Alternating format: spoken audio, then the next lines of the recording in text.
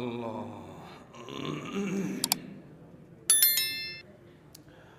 আলহামদুলিল্লাহ, আমরা অনেকগুলো প্রশ্ন পেয়েছি। প্রশ্নগুলোর উত্তর আমরা দেওয়ার চেষ্টা করছি কোরআন এবং হাদিসের আলোকে। ওবিল্লাহি তৌফিক। এক বোন লিখেছেন, আমার সবসময় সাদা স্রাব হয়, নামাজ পড়ার সময় হয়, এক্ষেত্রে আমি কিভাবে নামাজ পড়ব?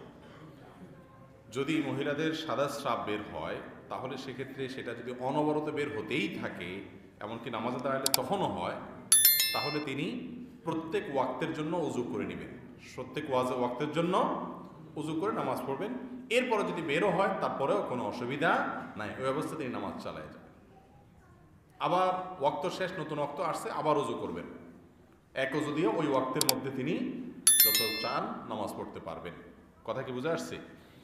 অতএব সাদাস্রাব হলে ওই অবস্থায় নামাজ চালাতে পারবেন। নামাজের মধ্যে বের হলেও নামাজ অব্যাহত রাখবেন, যদি নিয়মিত এভাবে সারাক্ষণ বের হতে থাকে।